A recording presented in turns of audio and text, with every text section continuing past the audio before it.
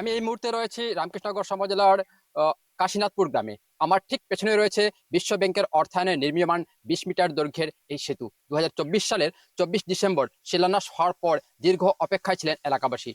বিধানসভা নির্বাচনের ঠিক আগে কাজ শুরু হলেও তা কার্যত বন্ধ হয়ে পড়ে রয়েছে। ফলে কোটি কোটি টাকার এই যে গুরুত্বপূর্ণ প্রকল্প আজও কিন্তু অসমাপ্ত। আর এতে কিন্তু চরম ভোগান্তিতে দিন কাটাচ্ছেন এখানকার যারা মানুষ।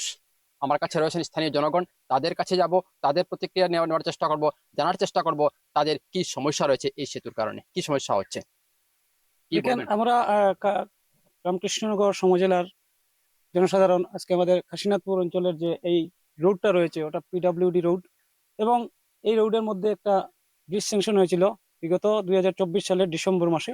মাননীয় বিধায়ক মহাশয়, আমাদের রামকৃষ্ণনগর সমজেলার সমষ্টির বিধায়ক এবং আমাদের কৃপানাথ মহাশয়, ওনাদের দৃষ্টি আকর্ষণ করে বলছি যাতে রাতারাতি ওনারা তো স্যাংশন করে দিয়েছেন, কিন্তু এই ধরনের ঠিকাদারকে কেন ওনারা টেন্ডার দেন? এরা যা সামর্থ্য নেই, এরা টেন্ডার মারার পিছনেই ওদেরকে টেন্ডার দিয়ে দেন, কিন্তু এদের কাছে কোনো সামর্থ্য নেই যে ব্রিজগুলা করবে বলে। ওনারা লেবার এসেছিল কিছুদিন পূর্বে, যখন ইলেকশনের 4-5 দিন পর এসে বললো যে আমরা এখন এসেছি আর কাজটা টোটালি হতে চলতে থাকবে। কিন্তু দেখা যায় 3-4 জন এসেছিল, ওদেরকে বললাম এত কম লোক তোমরা কেমন করে কাজ করবে? ওরা বললো যে ওদের ঠিকাদারের কাছে আর লোক নেই, লেবার নেই, কি ওদের আরো কি পাইলিংস মেশিনটাও খারাপ হয়ে গেছে, যার কারণে পাইলিংসও করতে পারছে না। আর রিং 2টা না 3টা রেডি করে ওইগুলোই রেখে দিয়েছে। কেমন মানুষ প্রভাবিত?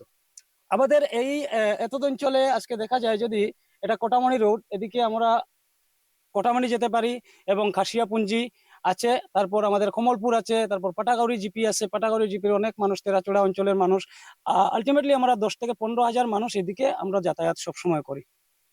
এখন আপনার দাবি যে আমাদের দাবি এটাই যে অতি সত্বর যাতে আমাদের এই ব্রিজটা, অতি সত্বর এই প্রথম ব্রিজটা আমাদের সম্পূর্ণ হলে দ্বিতীয় ব্রিজে গিয়ে সেকেন্ড ঠিকাদার যে আছেন, যিনি আছেন, উনিও কাজ করতে পারবেন। ওখানেও ক্যাম্প বানিয়ে রাখা আছে। আমাদের দাবি আমাদের মাননীয় মুখ্যমন্ত্রী মহাশয়ের কাছে যে এই ব্রিজটার জন্য উনি যাতে ইনিশিয়েটিভটা নেন, যে ঠিকাদার যে আছে ওনার সঙ্গে যোগাযোগ করে অতি সত্বর।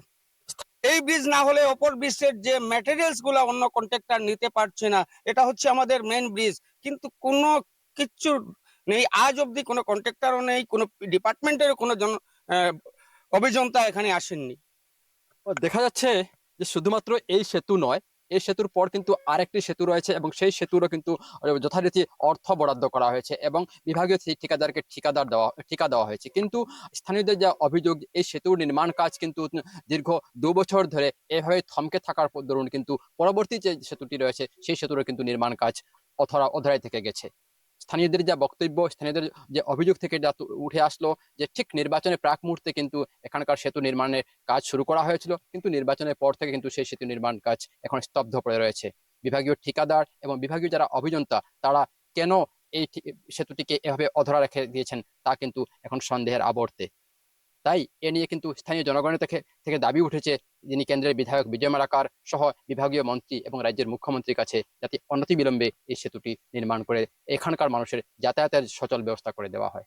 নিউজ লাইভ বাংলার জন্য ক্যামেরা সহযোগী শরীফের সাথে রামকৃষ্ণনগর থেকে আমি মনোজ মহন্তি। আপনারা দেখছিলেন রামকৃষ্ণনগর থেকে আমাদের প্রতিনিধি মনোজ মোহান্তির এক প্রতিবেদন, যেখানে দেখায় যাচ্ছে একেবারে নির্মাণ কাজ শুরু হয়েছে সেতুর প্রাক নির্বাচনী কালে, এবং সে জায়গায় দাঁড়িয়ে এখনো পর্যন্ত সে সেতুর কাজ সম্পন্ন না হওয়ায় দুর্ভোগে নিত্য যাত্রীরা, অর্থাৎ সেখানকার স্থানীয় বাসিন্দারা।